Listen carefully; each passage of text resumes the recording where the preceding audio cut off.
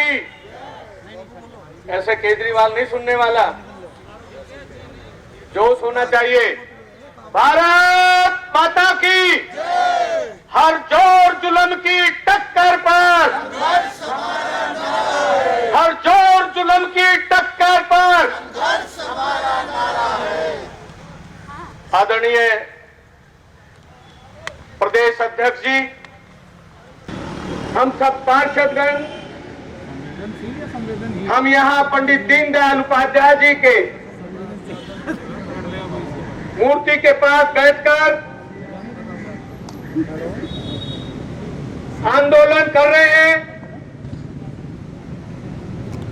सम्मानित मंच,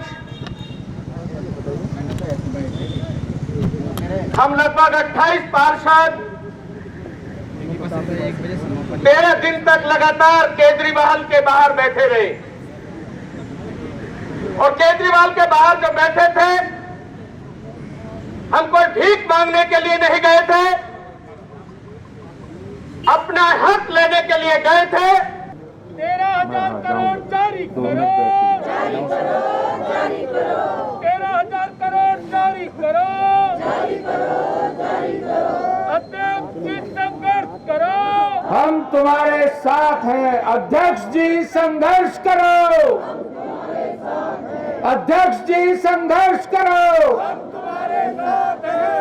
बहुत बहुत धन्यवाद। जय भारत, भारत माता की जय, भारत माता की जय, भारत माता की जय, भारत माता की जय। आज इस सत्याग्रह में उपस्थित दिल्ली विधानसभा में प्रतिपक्ष के नेता और दिल्ली के अंदर विधानसभा के अंदर दिल्ली के मुद्दों की लड़ाई लड़ने वाले ऐसे बड़े भाई आदरणीय श्री रामवीर सिंह बिधूड़ी जी, दिल्ली के तीनों मेयर श्री जयप्रकाश जी, श्री निर्मल जैन जी, हमारी बहन अनामिका जी अभी नहीं है, वो 13 दिन के धरने पर है। अनामिका जी जो अभी अनशन के बाद जिनकी तबीयत खराब हो गई थी, और हमारे प्रदेश के महामंत्री हर्ष मल्होत्रा जी, तीनों नेता सदन, योगेश वर्मा जी, प्रवेश शर्मा जी, नरेंद्र चावला जी, तीनों स्टैंडिंग कमेटी चेयरमैन छैल बिहारी गोस्वामी जी, राजदत्त गहलोत जी, सतपाल सिंह जी, और यहाँ उपस्थित हमारे सभी प्रदेश के पदाधिकारीगण जो उस दिन 13 दिन तक चले धरना और अनशन में लगातार प्रदेश पदाधिकारी के रूप में हमारे उपाध्यक्ष राजीव बब्बर जी साथ रहे, अरविंद गर्ग जी, अवतार सिंह जी जो हमारे पूर्व मेयर हैं, और सभी पार्टी के यहाँ उपस्थित पदाधिकारीगण, हमारे सभी निगम पार्षद भाइयों और बहनों, हमारा ये सत्याग्रह जो सत्य के आग्रह के लिए महात्मा गांधी जी ने देश के अंदर आजादी का आंदोलन चलाया था, और उसी सत्य के आग्रह के लिए आज दिल्ली के अंदर हम सफाई कर्मियों के हक की लड़ाई, हम कोरोना वॉरियर्स डॉक्टर नर्सेस के हक की लड़ाई, हम दिल्ली नगर निगम में काम करने वाले टीचर्स के हक की लड़ाई लड़ने का काम कर रहे हैं। और मैं आपसे कहूंगा, एक बार जोरदार नारा लगाएंगे, सफाई कर्मियों का हक लेकर रहेंगे, सफाई कर्मियों का हक लेकर रहेंगे, नगर निगम का हक लेकर रहेंगे, नगर निगम का हक लेकर रहेंगे, कोरोना वॉरियर्स का हक लेकर रहेंगे, कोरोना वॉरियर्स का हक लेकर रहेंगे, टीचर्स का हक लेकर रहेंगे, सफाई कर्मियों का हक लेकर रहेंगे। दोस्तों, आपको याद होगा जब ये दिल्ली के मुख्यमंत्री, जिनका ये दफ्तर बना हुआ है आम आदमी पार्टी का, इन्होंने रामलीला मैदान के अंदर एक सत्याग्रह किया था और वो सत्याग्रह करके ये दिल्ली के लोगों के अंदर इन्होंने संदेश देने की कोशिश की कि हम सत्य की लड़ाई लड़ रहे हैं। लेकिन आज दिल्ली की जनता जान गई है कि दिल्ली के मुख्यमंत्री हिटलरवादी है, तानाशाही है, जो न जनता की बात सुनना चाहते हैं, न जानना चाहते हैं और न ही मानना चाहते हैं। इसका सबसे बड़ा उदाहरण आज नगर निगम के सफाई कर्मी, जिनको 4-4 महीने से तनख्वाह नहीं मिली, जो पेंशन कर्मी है जिनको 7-7 महीने से पेंशन नहीं मिल रही है और वो परेशान है, उनके घर में राशन नहीं है, वो उधार राशन ले लेकर तंग आ चुके हैं। दिल्ली के मुख्यमंत्री साहब ने मुख्यमंत्री बनने के बाद जो सबसे पहला काम किया वो नगर निगम के फंड काटने का काम किया। जो नगर निगम 10,000 मीट्रिक टन कूड़ा प्रतिदिन दिल्ली की सड़कों से, गलियों से और लोगों के घरों से उठाता है। 10 लाख गरीब घरों के बच्चे निगम स्कूलों में पढ़ने का, उनको मिड डे मील देने का काम, उनको जुराब और ड्रेस देने का काम नगर निगम करता है। उस नगर निगम का हक छीनने का काम किया है जिस नगर निगम के अस्पतालों में दिल्ली का गरीब और आम आदमी अपना इलाज कराने जाता है। 50,000 लोग नगर निगम के अस्पतालों में इलाज कराना जाते हैं। दिल्ली के अंदर जो भी डेंगू, चिकनगुनिया को समाप्त करने का काम अगर किसी ने किया है तो नगर निगम के कर्मियों ने किया है। मैं दिल्ली के मुख्यमंत्री साहब से पूछना चाहता हूं, आप नगर निगम का हक क्यों मार रहे हैं? और मैं ये कहना चाहता हूं कि आप नगर निगम का हक, सफाई कर्मियों का हक, हमारे कोरोना वॉरियर्स का हक क्यों मार रहे हैं? ये ऐसी भावना आपके अंदर कब पैदा हो गई? क्या आप दिल्ली की कुर्सी मिलने के बाद आपके अंदर ऐसी भावना पैदा हो गई? हमें तो यही लगता है कि आपको दिल्ली की कुर्सी में अहंकार आ गया, घमंड आ गया है और उसके बाद आप हिटलर बन गए हैं। अरे हिटलर मत बनिए।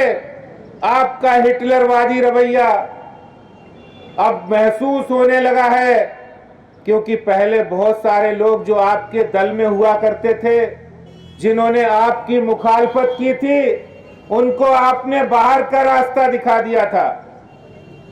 वो चाहे कुमार विश्वास हो, प्रशांत भूषण हो और यहां तक कि अन्ना हजारे को भी, जो आपके गुरु थे, उनको भी आपने बाहर का रास्ता दिखाया था। मैं आपसे कहना चाहता हूं, अरे हिटलर ने पूरी दुनिया को बर्बाद किया था, आप दिल्ली को बर्बाद करने पर तुले हैं। आप ये हिटलरवादी रवैये, दोहरा रवैया मत अपनाइए।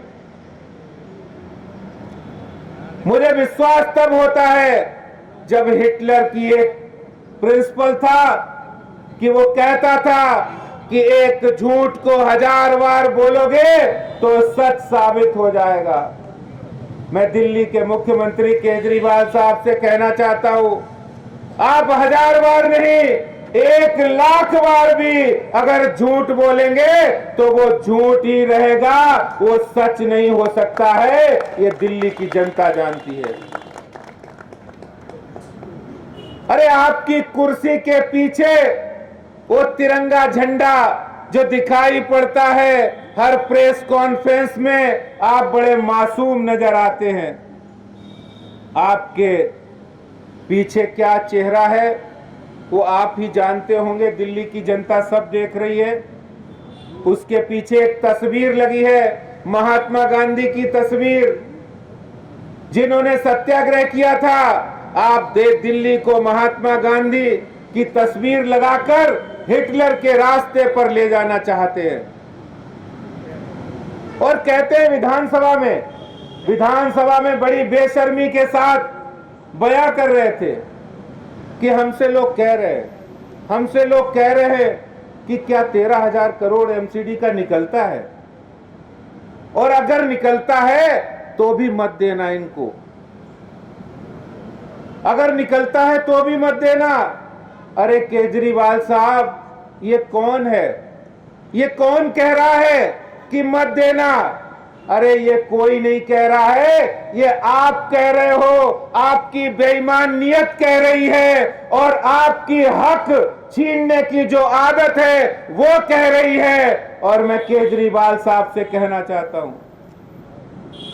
ये हमारे निगम पार्षद, हमारे मेयर बैठे हैं, ये हम हक की लड़ाई लड़ रहे हैं। आपको किसी का, निगम के कर्मियों का हक हम छीनने नहीं देंगे। इसके लिए हम लड़ाई लड़ेंगे, संघर्ष करेंगे, संघर्ष का रास्ता तय करेंगे, और ये लड़ाई हम निगम कर्मियों के लिए लड़ते रहेंगे। बहुत मासूमियत के साथ दिल्ली के मुख्यमंत्री, जिनके दरवाजे के बाहर हमारे निगम पार्षद, हमारे मेयर, हमारी बहनें जो वहां बैठी रही, मैं मुख्यमंत्री साहब बेदर्द होंगे, सब जान रहे हैं। उन्होंने कोरोना के टाइम में जो एलएनजेपी हॉस्पिटल के दृश्य थे, वो एक साधारण से साधारण इंसान के दिल के अंदर वेदना प्रकट करने वाले थे। कोई भी इंसान देखता तो उसका दिल दहल जाता था, दिल कांप जाता था। जब डेड बॉडी पड़ी थी और दिल्ली के मुख्यमंत्री अपने दफ्तर में, अपनी कोठी के अंदर आराम फरमा रहे थे। और ये वही मुख्यमंत्री थे जो कहते थे हमें गाड़ी नहीं लेना है, हमें बंगला नहीं लेना है, हमें सुरक्षा नहीं लेनी है। ये वही मुख्यमंत्री है जो आज गाड़ी भी ले लिया है बड़ी बड़ी, और बंगले में भी है, और सुरक्षा में भी है, और किसी से मिलना पसंद भी नहीं कर रहे हैं। अरे मुख्यमंत्री साहब, दिल्ली की जनता ने आपको चुनकर भेजा है। निगम के पार्षद, मेयर अगर ये कहते कि मुख्यमंत्री जी आप हमारी तनख्वाह बढ़ाइए, हमारे पास काम करने के लिए पैसे नहीं है, अगर वो ये कहते कि हमारी सुविधाएं बढ़ाइए, हमारे पास काम करने में दिक्कत आ रही है, अरे हमारे निगम पार्षद, हमारे मेयर वो सुविधा बढ़ाने के लिए नहीं गए थे, वो अपनी सैलरी की डिमांड करने के लिए नहीं गए थे। वो दिल्ली के 2 लाख सफाई कर्मी, डॉक्टर्स, कोरोना वॉरियर्स, टीचर्स के हक की लड़ाई के लिए गए थे। लेकिन आपको 5 मिनट मिलने का वक्त नहीं मिला। और मैं आपको कहना चाहता हूं कि कोई भी तारीख खाली नहीं जाती है, कोई भी तारीख और कोई संघर्ष खाली नहीं जाता है। ये जनता है, ये सब देख रही है। ये 13,000 करोड़ का संघर्ष नहीं है, ये जनता के हक की लड़ाई है, ये सफाई कर्मियों के हक की लड़ाई है। और मैं ये कह रहा हूं, ये 13,000 करोड़ का संघर्ष जो 13 दिन चला था, वो दिल्ली सरकार की 13वीं तक समाप्त, 13वीं पर ही समाप्त होगा। ये ईमानदारी के खिलाफ, ये बेईमानी के खिलाफ ईमानदारी की लड़ाई है, ये झूठ के खिलाफ सच्चाई की लड़ाई है, ये अधर्म के खिलाफ धर्म की लड़ाई है, जिसको हमने हथियार बनाया है, ये सत्याग्रह किया है, और ये हथियार बनाकर हम पूरी दिल्ली के अंदर जाएंगे, दिल्ली की जनता के दरवाजे जाएंगे। अगर आपको हमारी बात नहीं सुननी है, हम तो कहते हैं आप अव्वल तो हमारी बात सुन लीजिए, निगम का हक वापस कर दीजिए। कौरव और पांडवों की लड़ाई हुई थी, जो अहंकार, जो हाल कौरवों का हुआ था, वही हाल आपका होने वाला है। हमारे निगम पार्षद पांडव बनकर, भगवान श्री कृष्ण बनकर आपसे आए थे कि हमें 5 गांव दे दो, हमें ज्यादा नहीं चाहिए, हम निगम कर्मियों का हक दे दो, बाकी सत्ता शोहरत सब साधन अपने पास रखो। लेकिन आपने वो भी सुनना मंजूर नहीं किया, वो भी मानना मंजूर नहीं किया। तो संघर्ष का रास्ता लड़ेंगे और ये महाभारत की लड़ाई दिल्ली की धरती पर, दिल्ली की गलियों गलियों में, दिल्ली की कॉलोनी कॉलोनी में लड़ेंगे और आपको बता देंगे आपके अहंकार का जवाब दिल्ली की जनता देगी, आपके झूठ का जवाब दिल्ली की जनता देगी। जो आपने हजारों करोड़ रुपया दिल्ली की जनता टैक्स के रूप में आपको देती है, वो पैसा आप विज्ञापन पर लुटा रहे हैं। 384 करोड़ रुपया इन्होंने विज्ञापन पर लुटा दिया। 32 करोड़ रुपया इन्होंने सिर्फ दिवाली वाले दिन विज्ञापन दिए थे। दूसरे राज्यों में दिल्ली के नागरिकों का टैक्स का पैसा वो दूसरे राज्यों में अपने राजनीतिक स्वार्थों के लिए वहां इस्तेमाल कर रहे हैं।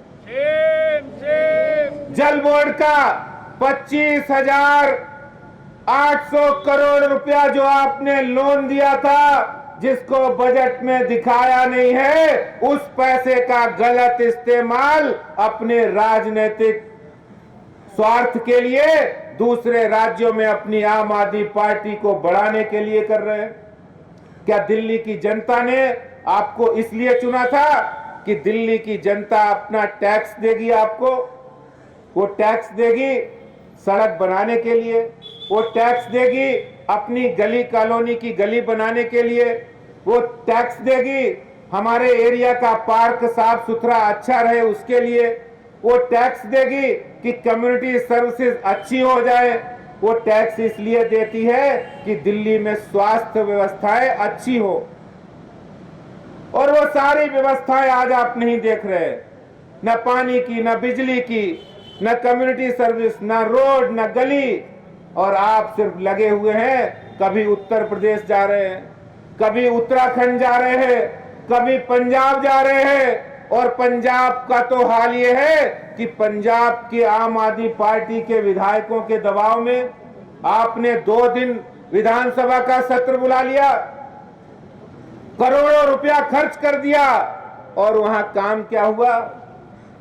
काम हुआ कानून को पालन ना करने वाला, कानून के खिलाफ जिस बिल को आपने 23 नवंबर को दिल्ली के अंदर पास किया था, दिल्ली के अंदर लागू किया था, किसानों के कल्याण के लिए जो केंद्र सरकार की ओर से लाए कानून को पास किया था, उसको मुख्यमंत्री ने एक कानून से जुड़ा व्यक्ति, एक संवैधानिक पोस्ट पर बैठा व्यक्ति, उस कानून के खिलाफ काम करके उसका कानून को फाड़ने का काम किया है। अरे धिक्कार है, शर्म है ऐसे मुख्यमंत्री पर जो विधानसभा के अंदर जो कानून की, जो संविधान की व्यवस्था है उसके अंदर कहता हो कि दिल्ली पुलिस कोई बलात्कारियों को गिरफ्तार नहीं करती है। अरे आप मुख्यमंत्री हो, मैं आपसे पूछना चाहता हूं, आप लिख कर दीजिए दिल्ली पुलिस ने किस बलात्कारी को गिरफ्तार नहीं किया है, और अगर आप लिख कर नहीं देते हैं तो आप इस्तीफा दीजिए। अरे आपकी नियति ऐसी है, आप पहले भी कांस्टेबल को पता नहीं क्या क्या कह चुके हैं। आप कोई संवैधानिक व्यवस्था नहीं मानने वाले हैं, अनार्किस्ट हैं। आपने घर के अंदर चीफ सेक्रेटरी को बुलाकर उनके साथ हाथापाई की, उनको मारने का काम किया है, असॉल्ट किया है, और 11 लोग आज भी आपकी पार्टी के बेल पर हैं। दिल्ली की जनता सब देख रही है। मैं मुख्यमंत्री साहब से कहना चाहता हूं, आप किसी मुगालते में रहें, मुगालते में मत रहें। जो आप झूठ बोल रहे हैं, जो आप काम कर रहे हैं, आपके डबल स्टैंडर्ड, आपका दोहरा चरित्र, ये दिल्ली की जनता सब देख रही है।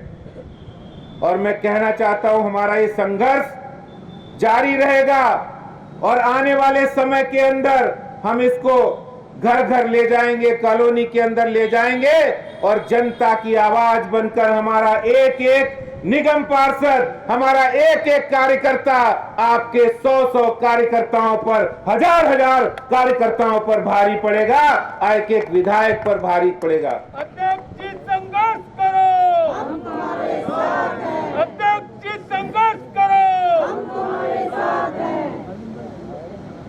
मैं आज के इस सत्याग्रह पर सभी निगम पार्षद, हमारे भाई बहन, हमारे मेयर्स, मैं उनको बधाई देता हूं कि आप सत्य की लड़ाई लड़ रहे हैं, आप अन्याय के खिलाफ लड़ रहे हैं और अन्याय के खिलाफ लड़ने वाला, अधर्म के खिलाफ लड़ने वाला, झूठ के खिलाफ लड़ने वाला जो सत्य की लड़ाई लड़ता है उसकी विजय सुनिश्चित होती है, बिल्कुल सुनिश्चित होती है।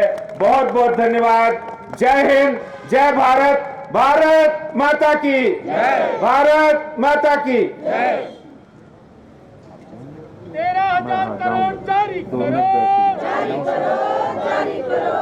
13,000 करोड़ जारी करो, जारी करो, जारी करो।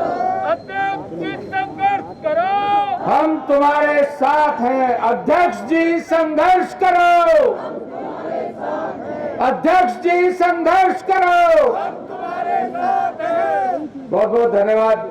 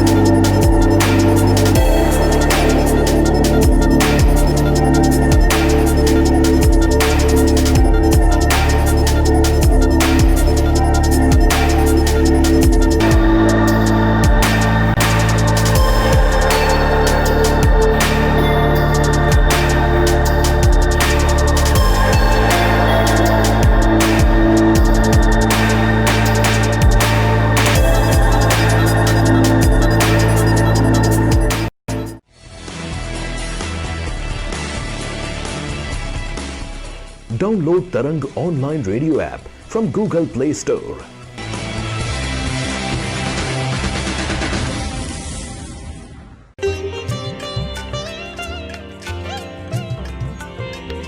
You are listening to Tarang Devotional Online Radio.